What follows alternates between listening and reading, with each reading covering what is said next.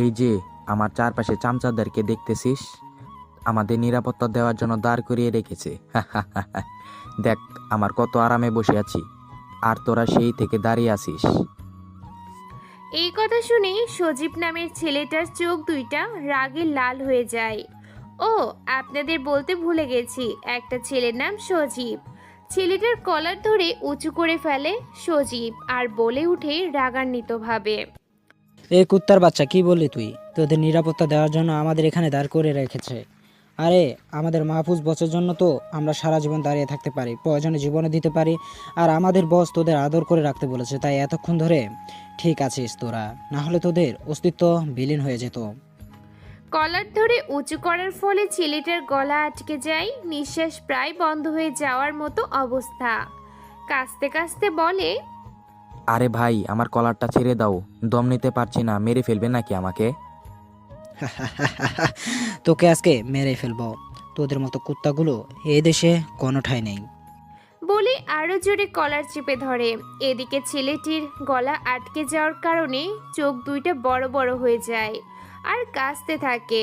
পাশের ছেলেপেলেরা এই কাণ্ড দেখে তাড়াতাড়ি দুইজনকেই ছাড়িয়ে নেয়। ছেলেটার গলা আলগা হলে ঘন ঘন নিঃশ্বাস নিতে থাকে। তখনই রুমের ভিতরে মাহফুজের সাথে দুইজন লোক প্রবেশ করে। সবার পুরো শরীরেই কালো কাপড় দিয়ে ঢাকা, শুধু চোখ দুইটা খোলা আছে। ওদেরকে দেখলে যে কোনো স্বাভাবিক মানুষ ভয়ে কেঁপে উঠবে। তিনজনের রুমে ঢোকার পরই সবাই দুইটা ছেলেকে খালি করে দিল। সজীব এগিয়ে গিয়ে তিনজনের সামনে দাঁড়ায়। সজীবের চোখ দিয়ে আগুন বের হচ্ছে। বস, আপনি এক্ষুনি হুকুম দিন, ওই কুত্তার বাচ্চাগুলোকে খতম করে দেই। ওরা জীবনেও ঠিক হবে না। ওরা আবার বলে কিনা আপনি আমাদেরকে ওদের চামচা করে রেখেছেন এখানে। এই সজীব, এত রেগে আছিস কেন? আরে এই কুকুরগুলোকে আমার হাতে ছেড়ে দে। আমার কথা মতো ওদেরকে এখানে নিয়ে এসেছিস, এখন বাকিটা আমার উপরে ছেড়ে দে। অতঃপর মাহফুজের ডান পাশে থাকা তাহসিনের দিকে তাকালো। তাহসিন হলো মাহফুজের ছোটবেলার জীবনসঙ্গী, ওকে ছাড়া কখনোই থাকে নাই। অতঃপর মাহফুজকে তাহসিনের দিকে তাকিয়ে দেখাতে তাহসিন বলে ওঠে, মাহফুজ, তুই আমাকে কিছু বলবি? হাহা, কিছু বলার জন্যই তো তোর দিকে তাকালাম। তুই গিয়ে এক বালতি পানি আর একটা রড গরম করে নিয়ে আয়। ওই দুইটাকে একটু জামাই আদর করানো লাগবে। তুই থাক, আমি গিয়ে দ্রুত নিয়ে আসছি। তাহসিন গরম পানি আর রড আনতে চলে যায়। মাহফুজ সামনে গিয়ে ছেলে দুইটার পাশে বসে, তারপর ওদেরকে একটু ভালো করে দেখে নেয় আর বলে ওঠে, কুত্তার বাচ্চা, তোর সাহস হলো কি করে আমার শহরে থেকে নিরীহ জনগণের উপরে হামলার প্ল্যান করার? এটা তোর শহর, আমাকে হাসালি রে তুই? ক্যাডারের তুই আমাকে জ্ঞান দিতে আসছিস? আরে আমি যার আন্ডারে কাজ করি তার পাওয়া সম্পর্কে তোর ধারার কোনো আইডিয়া আছে? আর তুই কার সামনে দাঁড়িয়ে কথা বলতেছিস জানিস? তুই ক্যাডা? তোকে ভয় পেতে হবে আবুল কোথাকার। আমার পরিচয় যদি তুই শুনিস তাহলে কোনো শাস্তি দেওয়ার আগেই মারা পড়বি। এখন আগে বল, কার কথা মতো শহরে বোমা ফিট করে রেখেছিলি? সেটা তোকে বলতে যাব কোন দুঃখে রে? মরে গেলেও আমাদের বসের ব্যাপারে জানতে পারবি না। মাহফুজ কথা বলার আগেই তাহসিন গরম পানি আর রড নিয়ে আসলো। ছেলেটার দিকে তাকিয়ে একটু মুচকি হাসলো আর বলে ওঠে, এবার দেখি তুই তোর বসকে কতটা ভালোবাসিস, জীবন দিতে পারিস কিনা। অতঃপর মাহফুজ গরম রডটা হাতে নিয়ে দুইটার পায়ের উপর সজোরে বাড়ি মারল। সাথে সাথে মট করে হাড় ভাঙা শব্দ হলো। ছেলেগুলো ষাঁড়ের মতো চেঁচাতে লাগলো। তাহসিন এসে দুইটার মুখ কষ্টেপ দিয়ে আটকে দিল। ওদের চোখ মুখ পুরো লাল টকটকে হয়ে গেল। এইটা দেখে মাহফুজ বলে ওঠে, এবার তো বলবি যে কে তোদের লিড দিয়েছিল, নাকি তাও বলবি না? না বললে আবার একটু আদর করতে হবে। ছেলে দুইটা করুণ স্বরে মাহফুজের দিকে তাকায় আর ইশারা করে কষ্টেপ খুলে দিতে বলে। তাহসিন গিয়ে কষ্টেপ খুলে দেয়। কষ্টেপ খুলে দিতেই ছেলেগুলো বলে ওঠে, আমাদেরকে আর মারবেন না, আমাদের ভুল হয়ে গেছে সত্যি। আমরা বসের ব্যাপারে কিছুই জানি না, তাকে শুধু আমরা দেখি নাই, কোনো সময় দেখি নাই। সে শুধু আমাদেরকে ফোন দিয়ে কাজের কথা বলে আর কাজ শেষে টাকা দিয়ে, তাছাড়া আমরা কিছুই জানি না। তাহলে তোরা বলবি না, তাই তো? আচ্ছা, এবার ব্যবস্থা তাহলে ভালো করেই নিতে হবে। দাঁড়া, শাস্তি কি জিনিস এবার তোরা বুঝতে পারবি। এই বলেই মাহফুজ গরম পানি নিয়ে দুইটার গায়ে ছুঁড়ে মারল। সাথে সাথে ওদের চামড়া পুড়ে গায়ের সাথে বসে গেল আর দুইটাই গলাকাটা মুরগির মতো লাফাতে লাগলো। এইটা দেখে মাহফুজ বলে ওঠে, এখনো যদি না বলিস তাহলে এর থেকে আরো ভয়ঙ্কর শাস্তি দিব তোদের। এখন বল, বলবি কিনা? আপনার দুই পায়ে পড়ি, আমাদেরকে মারবেন না। আমরা জানি, সবই বলে দিচ্ছি। আমাদেরকে রাজ বস লিড দেয়। রাজ এই পুরো শহরকে শেষ করতে চায়। রাজে আমাদেরকে বোমা ফিট করতে বলছিল। থাক, যা জানার জেনে নিয়েছি। তোদের আর এখন বাঁচিয়ে রেখে আমার কোনো লাভ নাই, কারণ তোরা ছাড়া পেয়ে আবার এই কাজে নেমে পড়বি। আর তোদেরকে মেরে আমার হাত নষ্ট করব না। আমার নাম শুনলেই তোরা আরামে মারা যাবি। এই বলে মুখ থেকে মাস্কটা খুলে ফেললো মাহফুজ আর ছেলেগুলোর উদ্দেশ্য করে বলে ওঠে, এই দেখ, আমি হলাম সেই মাফিয়া মাহফুজ মাহমুদ, যার নাম শুনলে পুরো দেশ কাঁপে। ছেলে দুইটা মাহফুজের মুখ থেকে নামটা শোনার পর চোখ বড় বড় করে ফেলে আর সেখানেই মারা যায়। এই সজীব, তুই এদের লাশগুলোকে টুকরো টুকরো করে অস্তিত্ব বিলীন করে দিবি। আমি রাজের অস্তিত্ব বিলীন করব। তারপর উঠে রুমের বাইরে চলে আসলাম। তখনই তাহসিন সামনে আসলো। মাহফুজ, আমাদের এখন শহরে যেতে হবে। মন্ত্রী সবাই তোর জন্য কেউ অপেক্ষা করছে। আমার জন্য আবার কে অপেক্ষা করবে এই অসময়ে? সবাইকেই তো আমি এই সময় আসতে নিষেধ করে দিয়েছি। আচ্ছা চল দেখা যাক কে এসেছে। অতঃপর তাহসিনের সাথে মন্ত্রিসভায় চলে গেল। স্টাফরা মাহফুজকে ভিআইপি রুমে নিয়ে গেল। দরজা খুলে ভিতরে ঢুকতেই কেউ মাহফুজের কান টেনে ধরল। মাহফুজ পাশে তাকিয়ে দেখি তার আম্মু, আর সাথে সাথে তার আম্মুকে কোলে তুলে নিল আর বলে উঠল, এই আম্মু, কেমন আছো তুমি? এই পাগল, কি করছিস তুই? আমি পড়ে যাবো তো, নামা বলছি। তোমার ছেলে কি তোমাকে ফেলে দেওয়ার জন্য কোলে নিয়েছে নাকি? অনেক দিন পর তুমি আমার কাছে এসেছো। আমি তো দেশের মন্ত্রী হয়েছি, কিন্তু তোমার কাছে তো সেই ছোট বাচ্চা থেকেই গেছি। পাগলটা বলে কি দেখো তো। আরে, কোনো বাবা মায়ের কাছেই তার সন্তান বড় হয় না, সব সময় ছোট থেকে যায়। দেখি, এখন আমাকে নিচে নামিয়ে দে। অতঃপর মাহফুজ তার আম্মুকে কোল থেকে নিচে নামিয়ে দিলাম আর তার আম্মু বলে ওঠে, কি রে তাহসিন, তুই কেমন আছিস? তোদের দুজনকে কতদিন পর দেখলাম। আলহামদুলিল্লাহ আন্টি, আমি অনেক ভালো আছি। কিন্তু যারা এতিম তারা বেশি দিন ভালো থাকে না। তাহসিন, এবার কিন্তু তোকে মারবো আমি। তোকে ছোটবেলা থেকে আমার আপন ছেলে হিসেবে মানুষ করে এসেছি। সারা জীবন আমি তোর মা হয়ে থাকবো। দ্বিতীয়বার এরকম কথা বললে অবস্থা কিন্তু খারাপ করে দেব। এই আম্মু, তুই মন খারাপ করছো কেন? তাসিনকে আমিও অনেকবার বলেছি যে ওর মুখ থেকে এতিম নামটা শুনলে আমারও সহ্য হয় না। হারামজাদা তবুও সেটা বলে। আচ্ছা আম্মু, বলো কি খাবে? তোমার যা খেতে ইচ্ছা করে বলো আমাকে। আমার এখন খাওয়ার কোনো ইচ্ছা নেই রে। তুই এখন আমার একটা ইচ্ছা পূরণ করতে পারিস, তাহলেই আমি অনেক খুশি হব। হ্যাঁ আম্মু, বলো তোমার কি ইচ্ছা আছে। তোমার ইচ্ছা পালন করতে পারলে আমি অনেক খুশি হব। তোর সাথে এখন রাস্তা দিয়ে হেঁটে বেড়াবো আমি, আর সাধারণ জনগণের সাথে কথা বলবো। আম্মু, তোমার মাত্র এই সামান্য ইচ্ছা? আচ্ছা ঠিক আছে, চলো তোমার সাথে জনগণের মধ্যে ঘুরে আসি। অতঃপর মাহফুজ তার আম্মুকে নিয়ে বাইরে চলে আসলো। হঠাৎ তার আম্মু তাকে থামিয়ে দিল। এইটা দেখে মাহফুজ বলে ওঠে তার আম্মুকে, কি হলো আম্মু, বলো? এভাবে থামিয়ে দিলে কেন? কোনো কিছু কি হয়েছে? তুই তোর সাথে তো কোনো গার্ড নিয়ে যাচ্ছিস না? তোর যদি কোনো প্রকার হামলা হয়? আচ্ছা তুমি তো জানো যে আমি কাউকে ভয় পাই না। আর এই মন্ত্রী পদে যখন থেকে আছি আমি নিজের সাথে গার্ড নেই না, জনগণের মধ্যে দিয়ে আমি এমনিতেই চলাফেরা করি, এজন্য চলার সময় জনগণই আমাকে গার্ড দেয়। মাহফুজের কথা শুনে তার আম্মু তার কপালে হাসি মুখে একটা চুমু দেয়, আবার কান্নাও করে দেয়। এইটা দেখে মাহফুজ বলে ওঠে, এই আম্মু, তোমার আবার কি হলো? কি এমন বললাম যে কান্না করছো? আরে গাধা, এটা হলো খুশির কান্না। আমি আল্লাহর কাছে যেরকম সন্তান চেয়েছিলাম, আল্লাহ ঠিক সেরকম সন্তানই আমাকে দান করেছে। আমার ছেলে যে দেশের মন্ত্রী হয়ে তার ভেতরে কোনো অহংকার রাখিনি, আমি এটাই চেয়েছিলাম। সবার সাথে যেন আমার ছেলে সুন্দর আচরণ করে।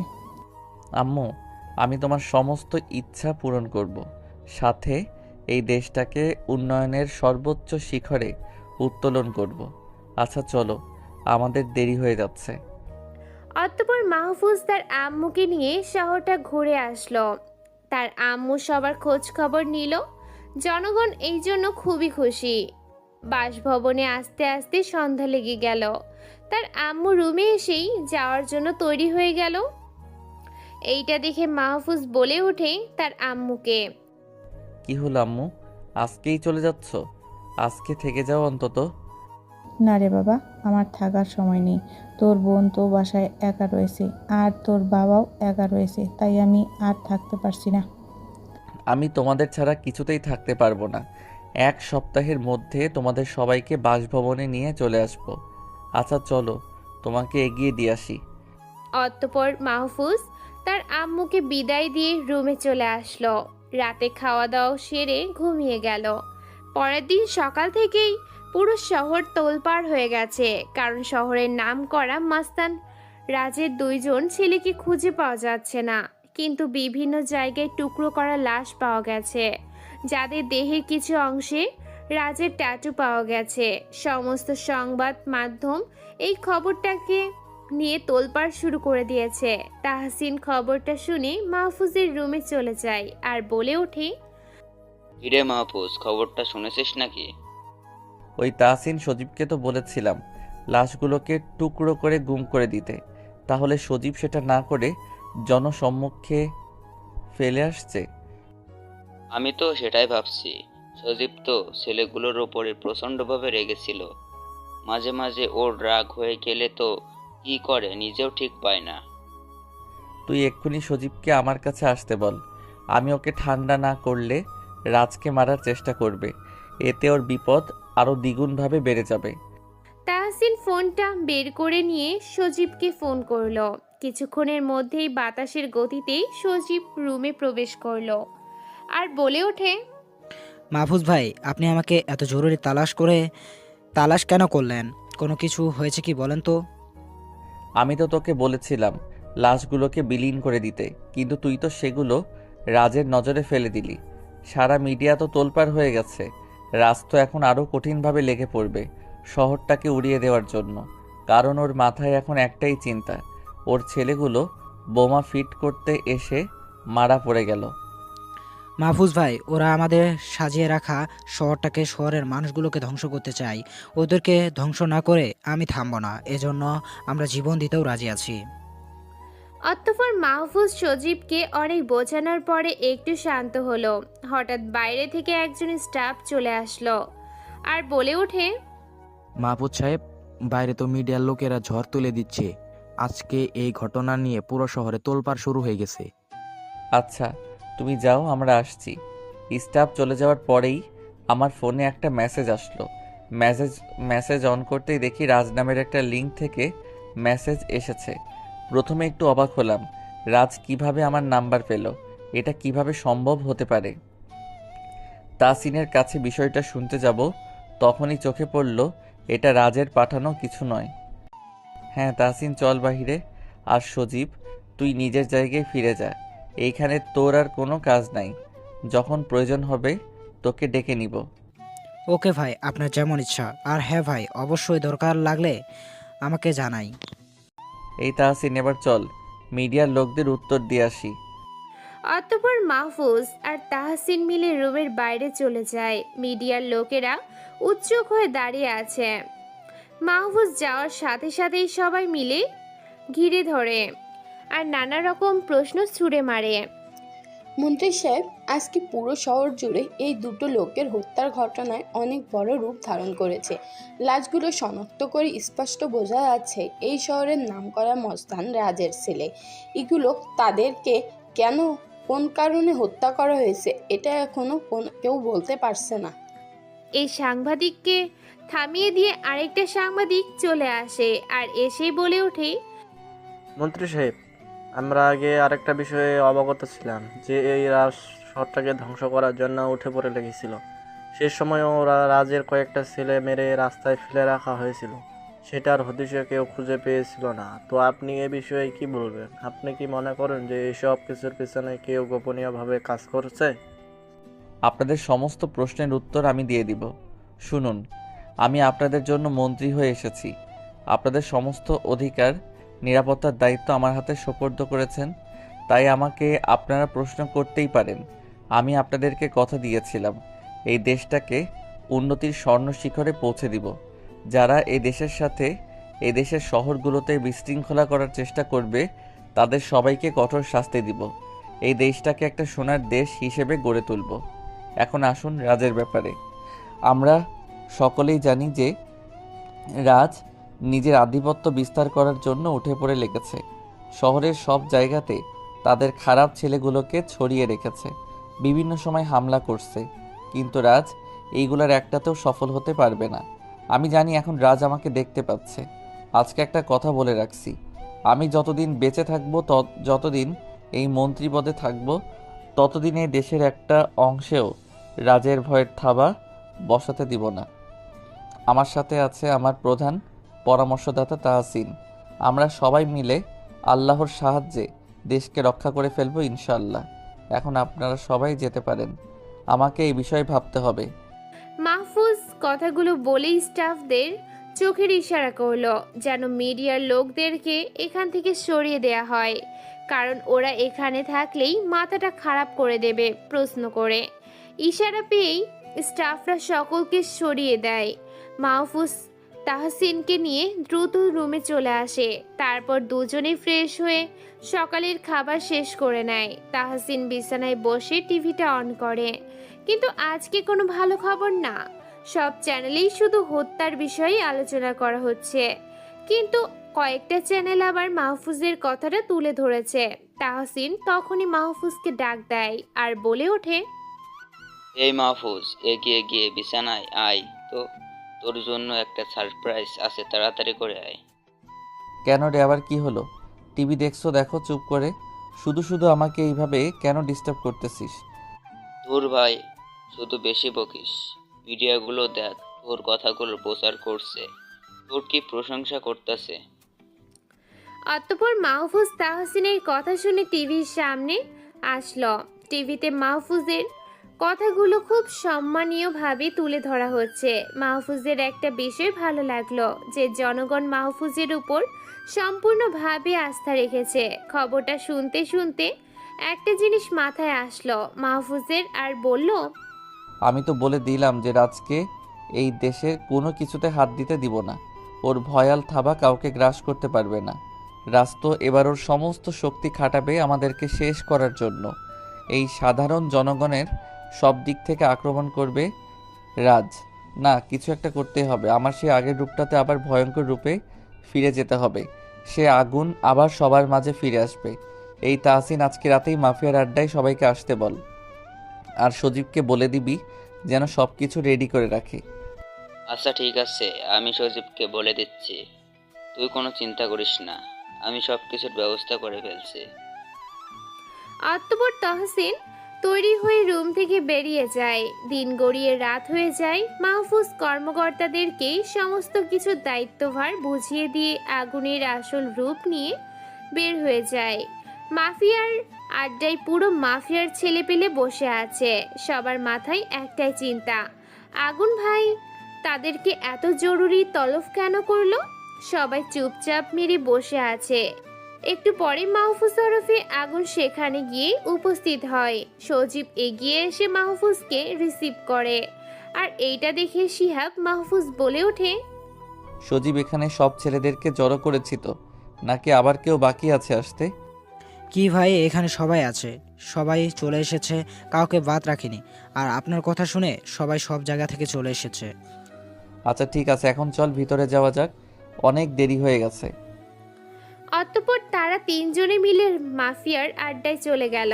মাহফুজকে দেখেই সবাই দাঁড়িয়ে পড়ল, সবাই বসতে বলে নিজেও বসলো। ভাই, আপনি আমাদের এত জরুরি তলব করলেন কেন? কোনো খারাপ কিছু ঘটেছে নাকি? খারাপ কিছু এখনো ঘটে নাই, তবে খারাপ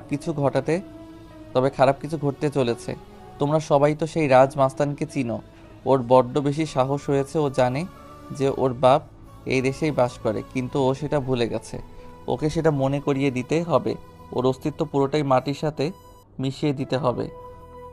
ভাই, আমাদেরকে কি করতে হবে শুধু একবার বলেন। আমরা আপনার জন্য জীবন দিতেও প্রস্তুত আছি।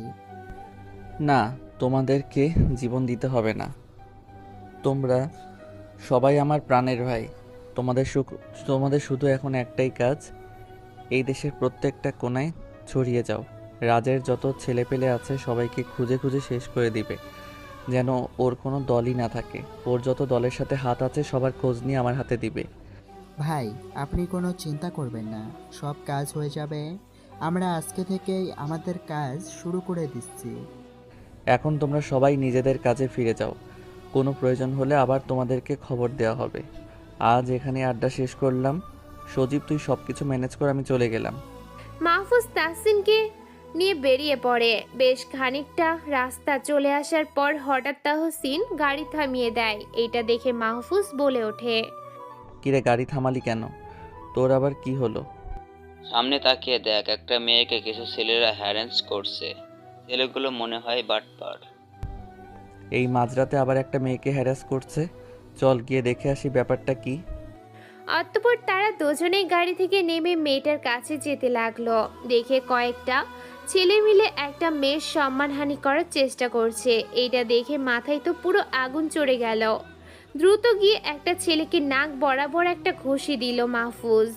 সাথে সাথে ছেলেটা মাটিতে পড়ে গেল। মেয়েটা মাহফুজের দিকে ঘুরেই চোখ দুটি বড় বড় করে তাকিয়ে অজ্ঞান হয়ে যায়।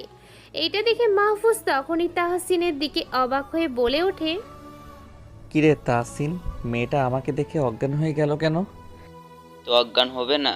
এমনিতে ছেলেগুলোর জন্য মেয়েটা আতঙ্কে ছিল দেখছে। তারপর আবার হঠাৎ করে তোর এই ভয়ঙ্কর রূপ দেখছে। তোর এরকম রূপ দেখলে তো যে কেউ মানুষ ভয় পেয়ে অজ্ঞান হয়ে যাবে। এই এত বেশি বকিস কেন তুই? দেখছিস যে এমনিতেই মেয়েটা অজ্ঞান হয়ে গিয়েছে। ওকে নিরাপদে না নিয়ে গিয়ে আমরা দাঁড়িয়ে গল্প করছি। মেয়েটাকে সেফলি নিয়ে যেতে হবে। চল গাড়িটা স্টার্ট কর। এই কথা শুনে তাহসিন দ্রুত গিয়ে গাড়িটা চালু করলো। মাহফুজ মেয়েটাকে পাজা কোলে করে নিয়ে গাড়িতে গিয়ে বসে পড়ে। তাহসিন বেশ দ্রুত গাড়ি চালিয়ে বাসায় চলে আসে। মাহফুজ মেয়েটাকে ভিআইপি একটা রুমে নিয়ে গিয়ে শুয়ে দেয়। তারপর ডক্টরকে খবর দেয় মেয়েটাকে চেক আপ করার জন্য। ডক্টর এসে মেয়েটাকে চেক আপ করতে শুরু করে। তখনই মাহফুজ মেয়েটার দিকে ভালো করে তাকায়। মেয়েটার মুখটা যেন আল্লাহর নিজের হাতে পরম যত্ন করে বানিয়েছেন। সব সৌন্দর্য মনে হয় মেয়েটার মধ্যেই দিয়েছেন। মাহফুজ মেয়েটার চেহারা দেখে মুগ্ধ হয়ে যায়। মনে হচ্ছে এখনই বিয়ে করে নিবে। যেন মনে হচ্ছে আকাশ থেকে কোনো পরি ভুল করে পৃথিবীতে নেমে এসেছে। এক দৃষ্টিতে মাহফুজ মেয়েটার দিকে তাকিয়ে থাকে। তাহসিন অনেক সময় ধরে খেয়াল করেছে যে মাহফুজ মেয়েটার দিকে তাকিয়ে রয়েছে। তখন কয়েকবার ডাকও দেয়, কিন্তু মাহফুজ কোনো সাড়া দেয় না। তাই তাহসিন হালকা করে মাহফুজকে ধাক্কা দেয় আর বলে ওঠে, কিরে মাহফুজ, এভাবে মেয়েটার দিকে তাকিয়ে কি দেখছিস? মাহফুজকে হঠাৎ করে কেউ ধাক্কা দিয়াতে ভয় পেয়ে গেল। পরে তাকিয়ে দেখে তাহসিন তাকে ধাক্কা দিচ্ছে। এতক্ষণ ধরে কোনো একটা জগতে হারিয়ে গিয়েছিল মেয়েটাকে দেখে। অতঃপর মাহফুজ বলে ওঠে, কিরে তাহসিন, কি হয়েছে? এভাবে ধাক্কা দিচ্ছিস কেন? আমি তো এখানেই আছি। তো কি করবো বল? সে কখন থেকে দেখছি তুই মেয়েটার দিকে এভাবে তাকিয়ে আসিস। কয়েকবার ডাকলাম কিন্তু সাড়া দিলি না, তাই তো ধাক্কা দিলাম। আর দেখি ধাক্কা দেওয়ার পর তোর জ্ঞান আসে। ও সরি রে, আমি একটু অন্য চিন্তা করছিলাম। যাই হোক, ডক্টর সাহেব মেয়েটার কি অবস্থা দেখলেন? মেয়েটার শরীর ঠিক আছে তো? মাহফুজ, তুমি কোনো চিন্তা করো না, মেয়েটা একদম ঠিক আছে। মেয়েটার সাথে কেউ ধস্তাধস্তি করেছে, আর সাথে অনেক ভয়ও পেয়েছে, তাই মেয়েটা সেন্সলেস হয়ে পড়েছে। আজকের রাতটাতে একটু বিশ্রাম নিলে সব ঠিক হয়ে যাবে। ও তাহলে ভালো কথা। আমি আবার মনে করলাম যে কি না কি হয়ে গেল। যাক, তাহলে মেয়েটা এখন রেস্টে থাকুক, ওকে কাল সকালে দেখতে আসবো। আমার একটু বিশ্রাম নিতে হবে, শরীরটা অনেক ক্লান্ত লাগছে। তাহসিন, তুই কাকে মেয়েটার কাছে নিযুক্ত করে দে, যাতে সবসময় মেয়েটার খেয়াল রাখে। আচ্ছা ঠিক আছে, তুই কোনো চিন্তা করিস না, আমি সব কিছুর ব্যবস্থা করছি। তুই নিশ্চিন্তে রুমে যা আর একটা লম্বা ঘুম দে। অতঃপর মাহফুজ নিজের ঘরে এসে ফ্রেশ হয়ে হালকা খেয়ে নেয়।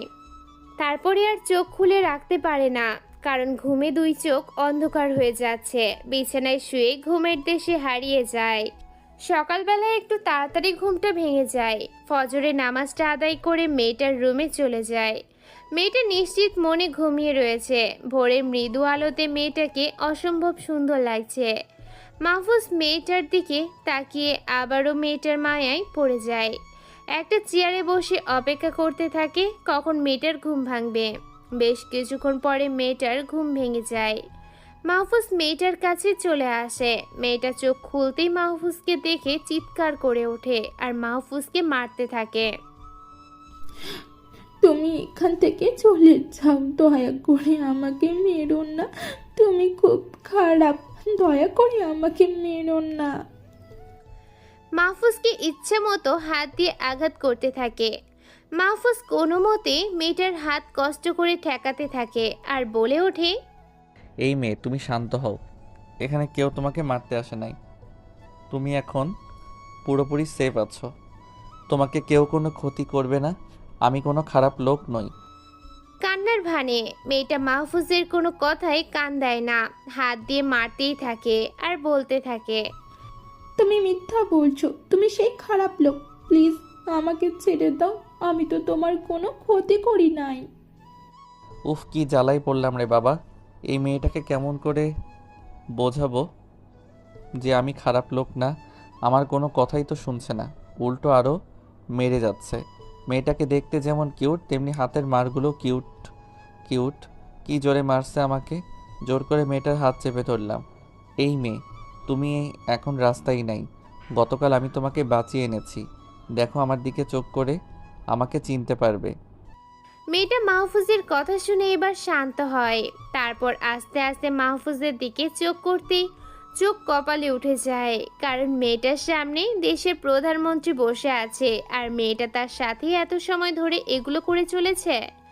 সাথে সাথে মেয়েটা কেঁদেই দেয়। মাহফুজ মেয়েটার কাণ্ড দেখে অবাক না হয়ে আর পারল না, আর মনে মনে বলতে লাগলো, হঠাৎ করে আবার কি হলো মেয়েটার? এতক্ষণ তো আমাকে মারছিল, এখন আবার আমাকে দেখে কান্না শুরু করে দিল কেন? এই মেয়ে, তুমি আবার কান্না করছো কেন? সরি, আমার ভুল হয়ে গেছে, আমাকে মাফ করে দিন। আমার সামনে দেশের প্রধানমন্ত্রী বসে আছে, এটা তো আমি কল্পনাও করতে পারি না। সরি, আমি আপনাকে ভুল বুঝে এতক্ষণ অনেক মেরেছি আর খারাপ কথা বলেছি, আমাকে মাফ করে দিন।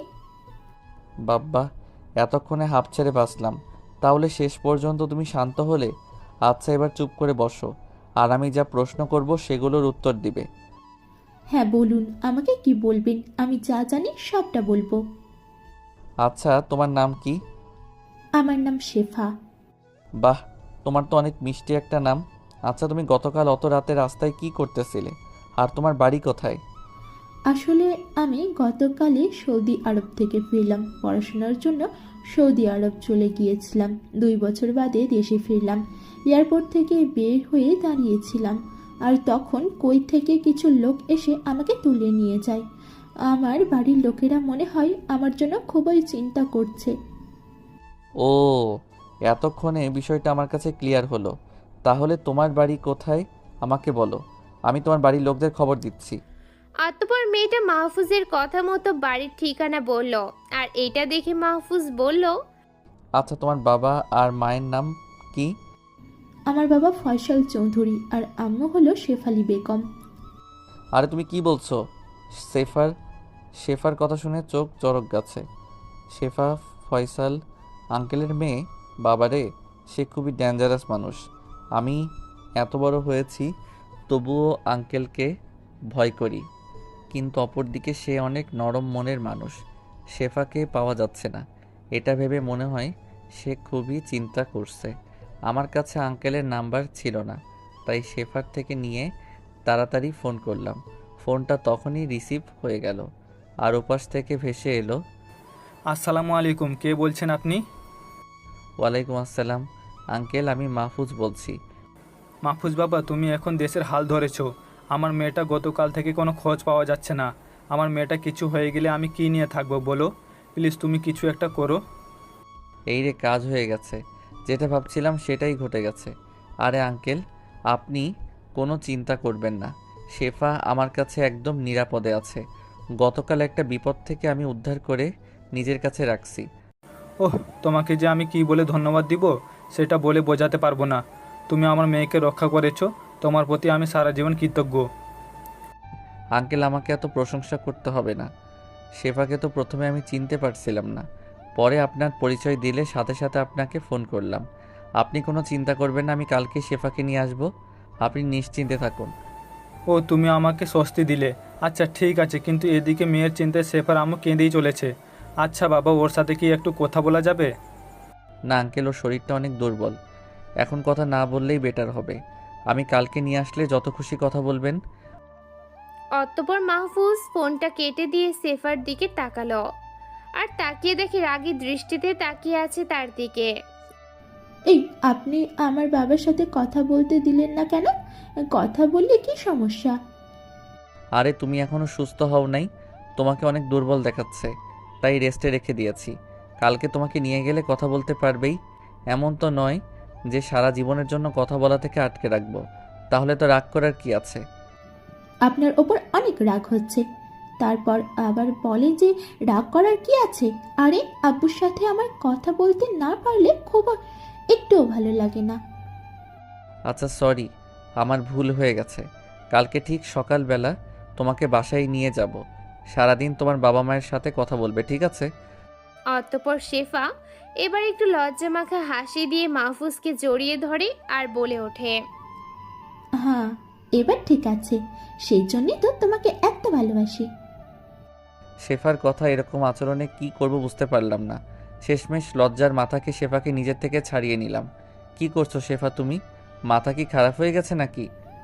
এই সরি সরি, প্লিজ কিছু মনে করবেন না।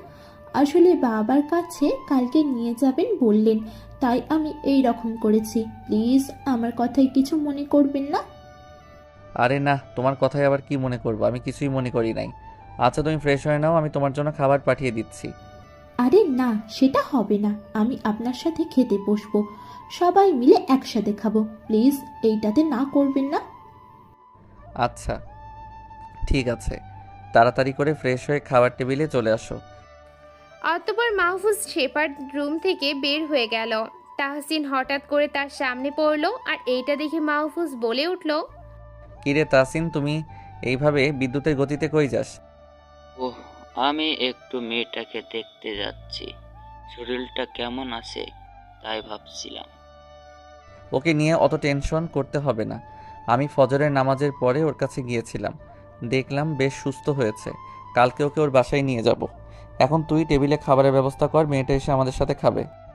আচ্ছা ঠিক আছে, তুই মেয়েটাকে নিয়ে টেবিলে চলে আয়। এই রে, সেরেছে। মেয়ে দেখি প্রায় কান্না করে দিয়েছে। ওরে আল্লাহ! এই তাসফি, সরি, আমার ভুল হয়ে গেছে।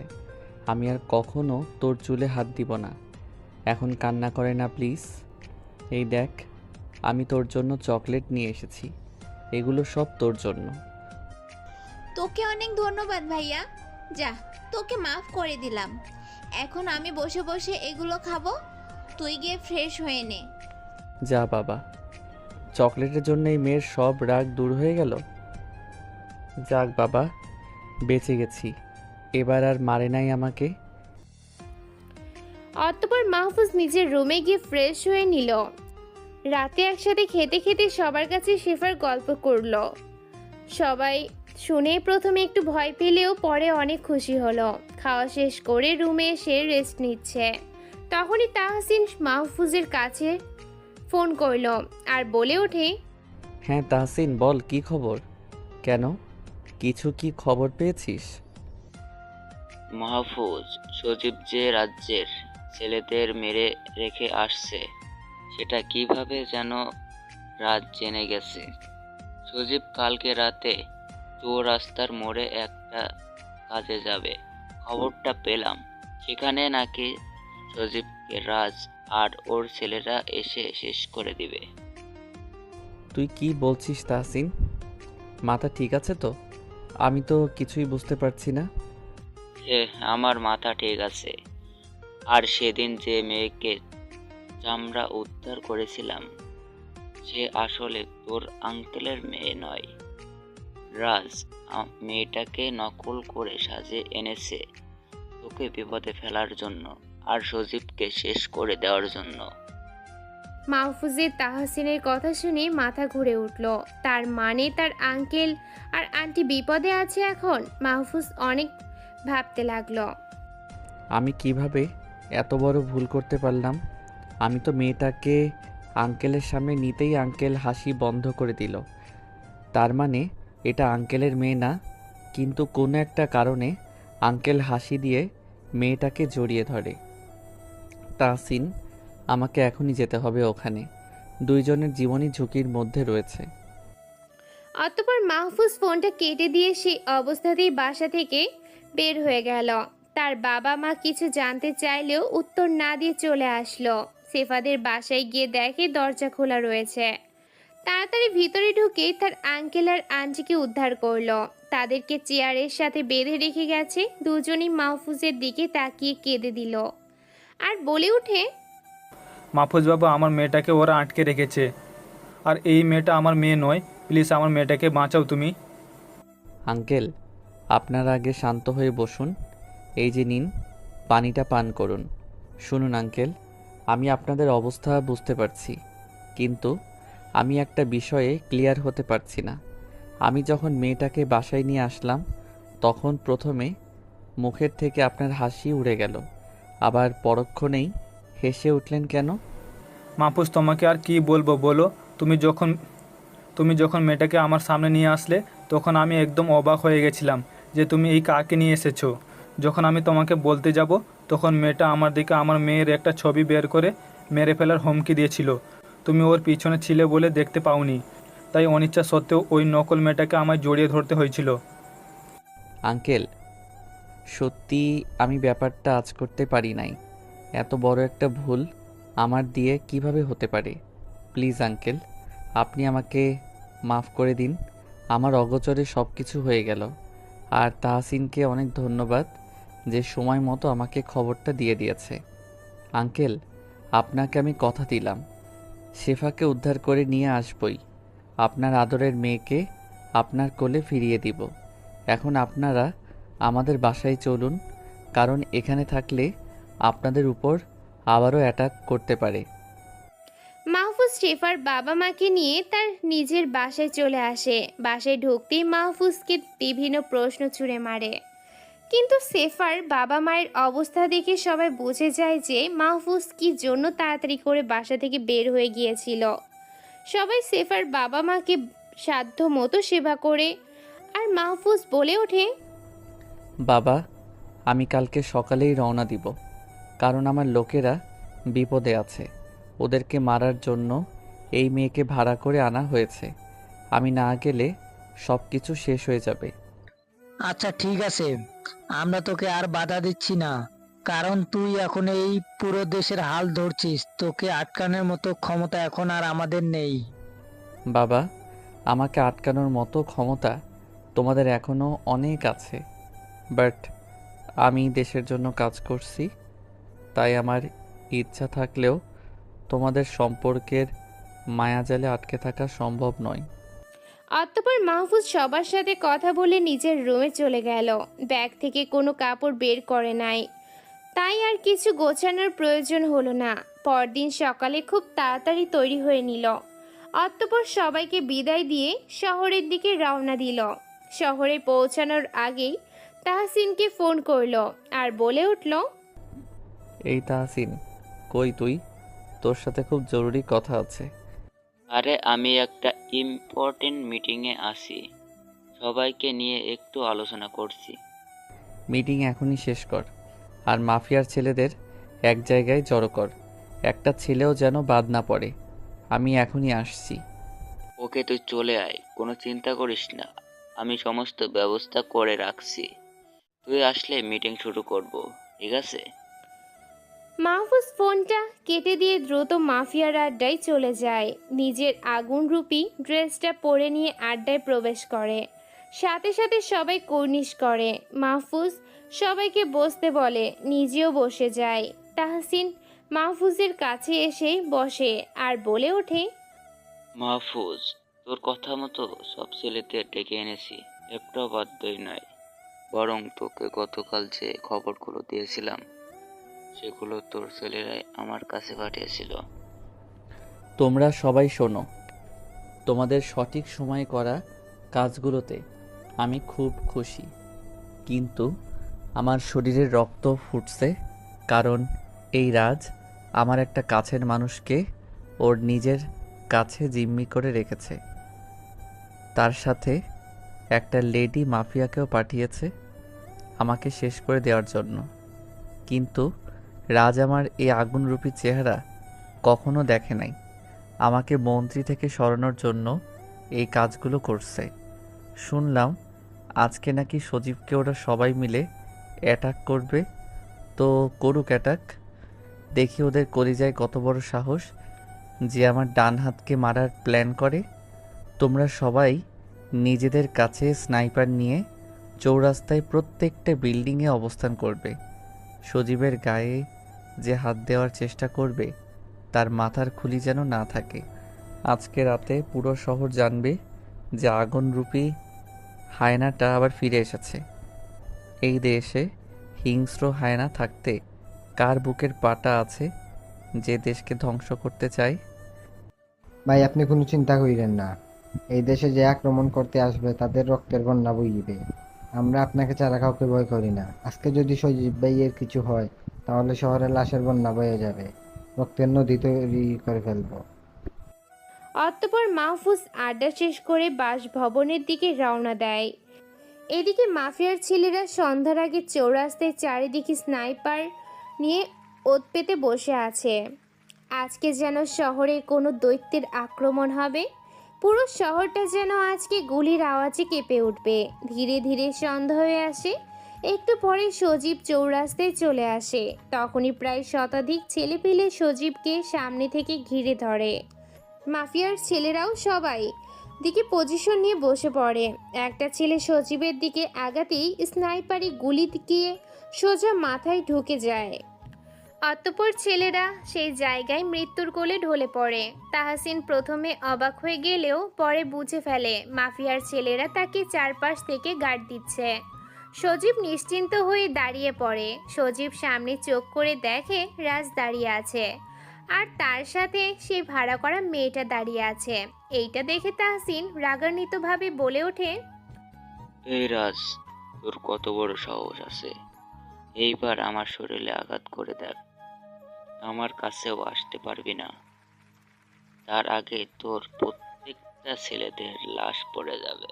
তারপর গাড়ি থেকে মাহফুজ বের হয়ে আসে, কিন্তু শরীরে সেই ভয়ঙ্কর পোশাকটা রয়েছে।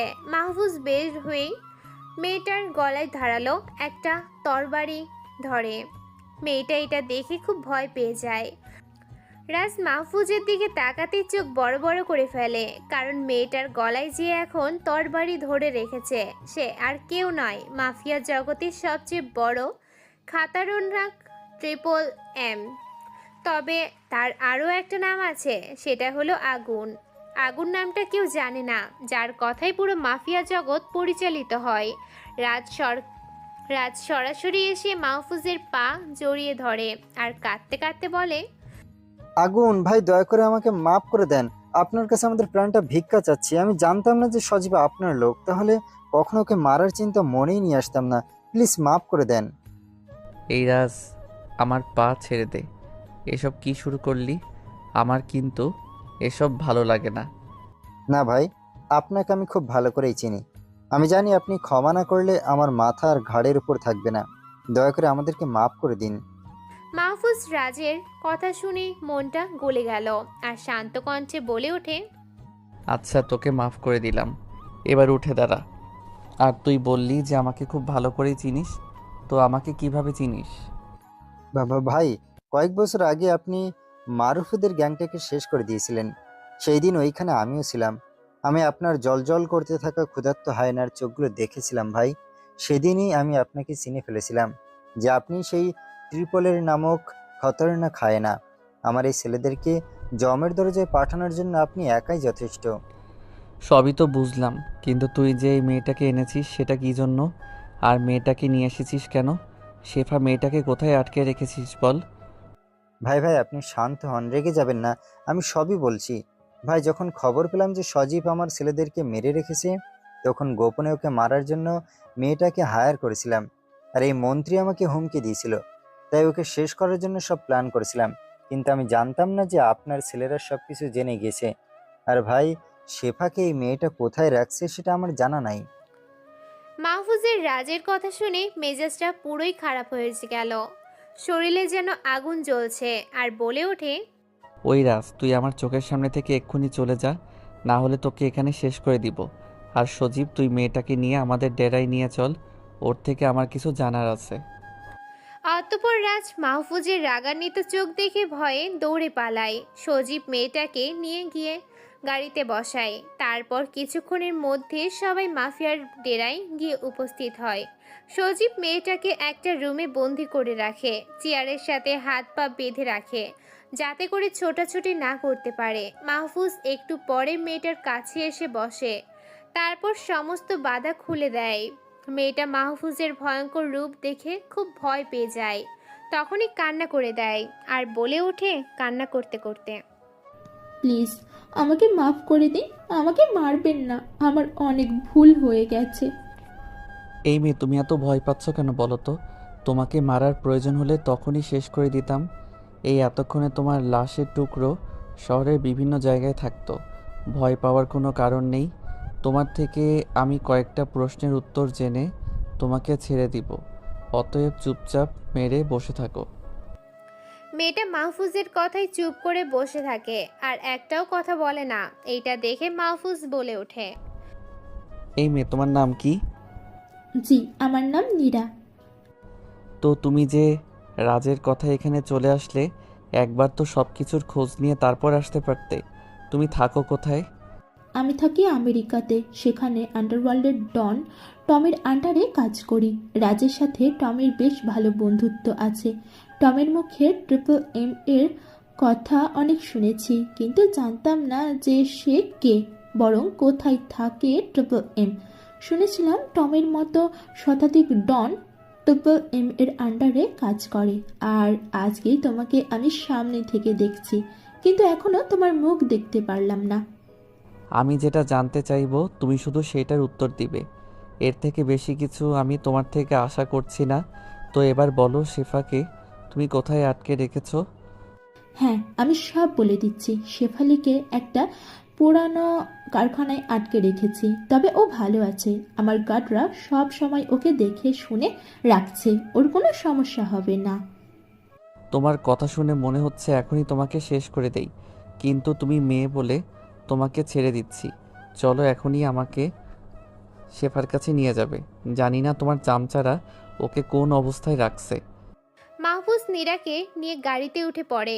তাহসিন খুব দ্রুত ড্রাইভ করতে থাকে। নীরা তাহসিনকে রাস্তা দেখিয়ে সেই কারখানাতে নিয়ে যায় যেখানে সেফাকে আটকে রাখা হয়েছে। মাহফুজ নীরাকে গাড়ি থেকে নামিয়ে দিল। কারখানার চারপাশে অনেক ছেলে পেলে দাঁড়ানো, সবার হাতে বড় বড় অস্ত্র। মাহফুজকে দেখেই সবাই তাদের দিকে বন্দুক তাক করে, কিন্তু মেয়েটার চোখের ইশারায় সবাই বন্দুকগুলো নামিয়ে ফেলে। নীরা মাহফুজকে নিয়ে ভিতরের দিকে যেতে থাকে। প্রত্যেকটা জায়গায় পাহারা দেওয়া হচ্ছে। মাহফুজ ভিতরের দিকে যেতেই একটা মেয়ের কান্নার আওয়াজ শুনতে পায়।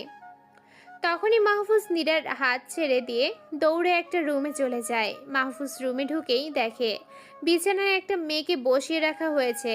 মেয়েটাকে দেখতে জান্নাতি হুরের থেকে কোনো অংশে কম না। আল্লাহ নিজ হাতে আদর করে তৈরি করেছে মনে হয় মেয়েটাকে। মাহফুজের আর বুঝতে বাকি রইল না যে এটাই শেফা। দুইটা মেয়ে শেফাকে খাওয়ানোর জন্য খুব চেষ্টা করছে, কিন্তু কোনোভাবেই খাওয়াতে পারছে না। তখন মাহফুজ আর চুপ করে থাকতে পারল না, অতঃপর বলতে লাগলো, এই শেফা, খাবারগুলো খেয়ে নাও, না হলে তো অসুস্থ হয়ে যাবে।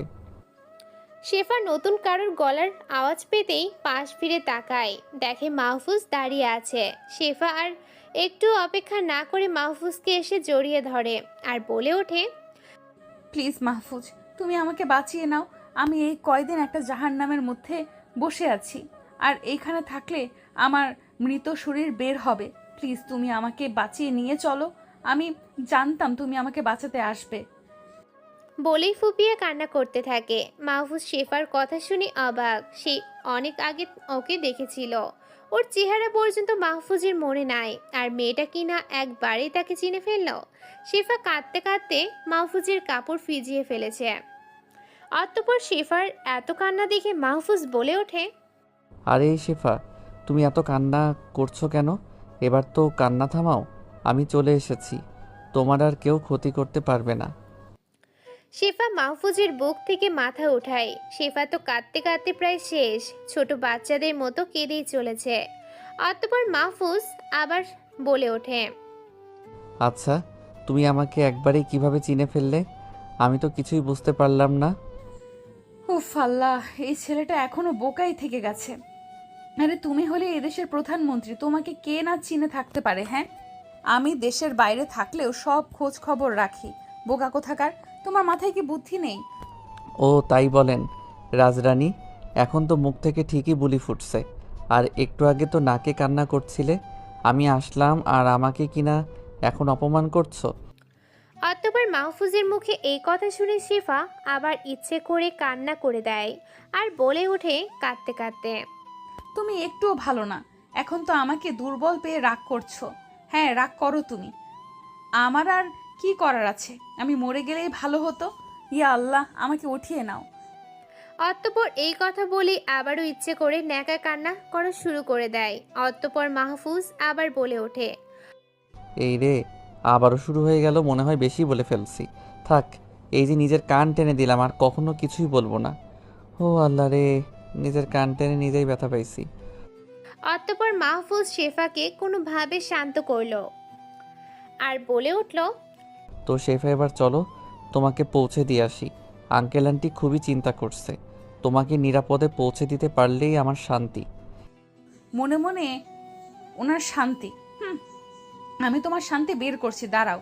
সেই কবে থেকে তোমাকে ভালোবাসি, তোমার কথাই চিন্তা করি, আর আজকে কান্না করে তোমাকে জড়িয়ে ধরলাম। কিন্তু তুমি জড়িয়ে ধরলেই না, রোবটের মতো দাঁড়িয়ে থাকলে। একবার শুধু বাসায় যাই, দেখো তোমার শাস্তি কেমন করে দেই, অবস্থা বেহাল করে ছাড়বো। অতঃপর মাহফুজ শেফাকে ঠিকঠাক করে নিয়ে ওর ব্যাগ তুলে দিল। তারপর রুম থেকে বের হতেই দেখি সব ছেলেপেলেরা নীরা আর মাহফুজের দিকে বন্দুকগুলো তাক করে রাখছে। নীরা করুণ দৃষ্টিতে মাহফুজের দিকে তাকিয়ে আছে। ঘটনা কি ঘটছে মাহফুজ তার কিছুই বুঝতে পারছে না।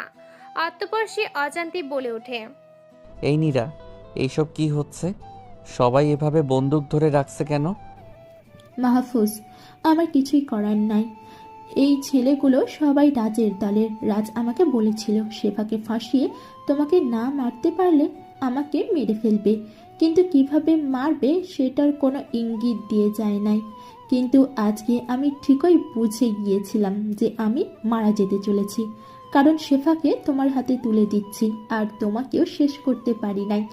জানো মাহফুজ, এই বাংলাদেশে আসার সময় তোমাকে মারার জন্য সব রকমের প্রতিজ্ঞা করেছিলাম, কিন্তু এখানে এসে তোমাকে মারা তো দূরের কথা, তোমার মায়ায় পড়ে যায়।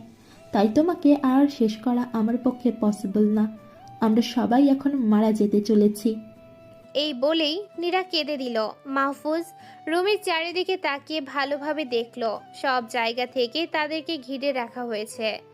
এক কদম পা বাড়ালেই মাথার খুলি উড়ে যাবে, কিন্তু চারপাশের ছেলেগুলোকে মাহফুজের কাছে বাচ্চা মনে হচ্ছে, যাদের বস মাহফুজ, আর তারাই না জেনে মাহফুজের মাথায় অস্ত্র ঢুকেছে। হা হা হা, ব্যাপারটা খুবই হাস্যকর। মাহফুজ মুচকি একটা হাসি দিয়ে পকেটে থাকা হাত দিয়ে একটা বাটনে চাপ দিল। তার ঠিক 10 সেকেন্ড পরেই বাইরে থেকে অনেকগুলো বন্দুক একসাথে গর্জে উঠল। ছেলেগুলো পেছন ফিরে তাকাতেই সবার মাথা ছিদ্র করে গুলি বেরিয়ে গেল। তাহসিন সহ অনেকগুলো দানব আকৃতির লোক রুমের ভিতরে প্রবেশ করলো। মাহফুজ এদেরকে দেখে পৈশাচিক একটা হাসি দিল। এদিকে শেফা কিছুতে ভয় পেয়ে মাহফুজকে খুব শক্ত করে জড়িয়ে ধরেছে, কোনোভাবেই ছাড়তে চাইছে না। এইটা দেখে মাহফুজ আবার বলে ওঠে, এই শেফা, তোমার আবার কি হলো? এভাবে শক্ত করে ধরে রাখলে কেন? এইসব দেখে আমার খুব ভয় করছে। আমি মাথা তুলবো না, আমার খুব ভয় করছে। এই দানবগুলোকে ঘর থেকে বের করো, আমি এদেরকে সামনে দেখতে চাই না। প্লিজ এদের বের করো, আমার ভয় করছে। মাহফুজ শেফার কথা শুনে ওদের দিকে ইশারা করতেই সবাই চলে গেল। তারপর শেফাকে বিছানায় বসিয়ে শান্ত করলো আর বলে উঠল, এই যে শেফা, দেখো এখানে আমরা ছাড়া কেউ নাই, ওই দানবগুলো চলে গেছে। শেফা চোখ খুলে মাহফুজের দিকে তাকিয়ে মুচকি একটা হাসি দিল, আর এক হাসি দিয়েই মাহফুজ ক্রাশ খেয়ে গেল।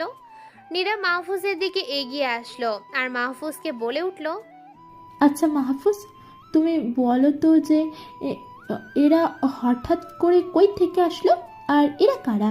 এদেরকে দেখে তো মানুষ বলে মনে হচ্ছে না, আমার মাথায় তো কিছুই আসতেছে না। আরে এরা মানুষরূপী এক একটা হিংস্র জানোয়ার।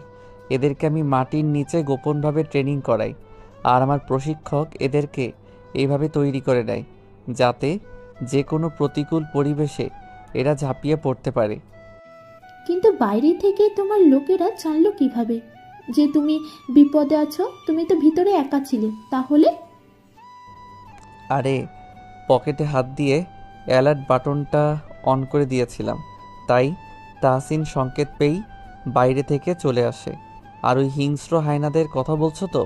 এখানে আসার আগেই আমি অনুমান করেছিলাম যে বড় কিছু একটা ঘটতে পারে, যেটা হঠাৎ করে সামাল দেওয়া সম্ভব নয়।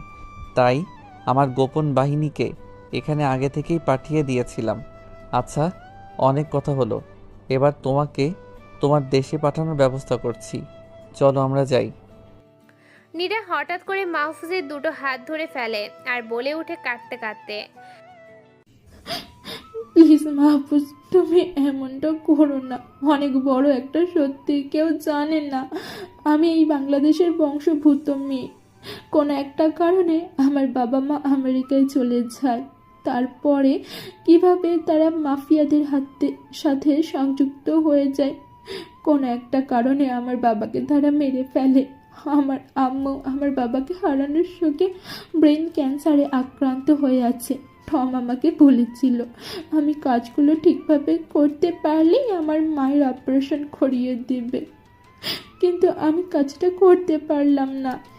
টম আমাকে কিছুতেই ছেড়ে দেবে না, কারণ যে কোনোভাবে সে জেনে যাবে যে আমি টমের ব্যাপারে সব কিছু বলে দিয়েছি।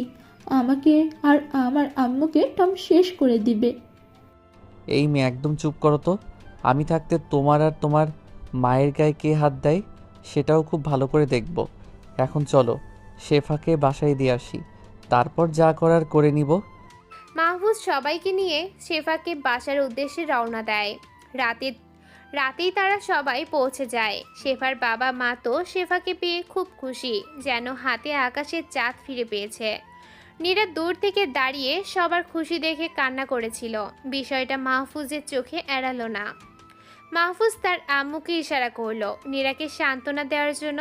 তখন তার আম্মু নীরার কাছে চলে গেল আর শান্তভাবে বলে ওঠে, কি হলো নীরা মা, তুমি এভাবে দূরে দাঁড়িয়ে কান্না করছো কেন? এইদিকে আসো, তোমাকে একটু আদর করে দেই। আন্টি, কিছুদিন আগে আমার বাবা মারা গেছে। আমার আম্মু মৃত্যু পথযাত্রী। আমার আর আদর করার মতো আপন কেউ নাই। আমি মনে হয় এবার এতিম হয়ে যাব। এই মেয়ে পাগলের মতো কিসব বলছো? তোমার আম্মুর কিছুই হবে না। আর এখন থেকে আমি তোমার আরেকটা আম্মু। সো আর কান্না করলে ভীষণ মারণ লাগাবো কিন্তু। নীরা কাঁদতে কাঁদতে মাহফুজের আম্মুকে জড়িয়ে ধরল। আর আম্মু নীরাকে পরম মমতায় আগলে নেয়। সবার চোখেই খুশির পানি। সবাই রাতে খাবার শেষ করে আড্ডা দেয়, রাতে অনেক মজা করে। নীরা জীবনের কিছু করুণ কাহিনী সবাইকে শোনায়, সাথে এটাও বলে যে টমের সব গোপন কথা মাহফুজকে বলবে, যাতে করে টমের সব কুকীর্তি ধরতে পারে। রাতে সবাই নিজেদের ঘরে গিয়ে ঘুমিয়ে পড়ে। পরের দিন সকালে পুরো শহর আতঙ্কে কেঁপে ওঠে, কারণ মাফিয়ার ছেলেদের রক্তে পুরো একটা এলাকা ভেসে গেছে। সবার মুখে এখন একটাই আতঙ্ক, মাফিয়া বস ট্রিপল এম ওরফে আগুনের ভাই আবার নিজের রূপে ফিরে এসেছে। আর খারাপ কাজ করার জন্য মাফিয়ার ছেলেদেরকে আগুন ভাই শেষ করে দিয়েছে। সব মাফিয়ার লিডারদের বুকে ভয় ধরিয়ে দিয়েছে ট্রিপল এম। পুরো শহরের লোকজন আতঙ্কে ঘর থেকে বের হতে পারছে না। কখন কাকে মাফিয়ার দল মেরে ফেলে, কোনো সন্ত্রাসীদের বুকে সাহস হচ্ছে না কোনো খারাপ কাজ করার, কারণ ট্রিপল এম এর নামে ভয়ে সবাই খারাপ কাজ করার কোনো কথা ভুলেই গেছে। মাহফুজ ঘুম থেকে উঠে এসব খবর দেখছিল।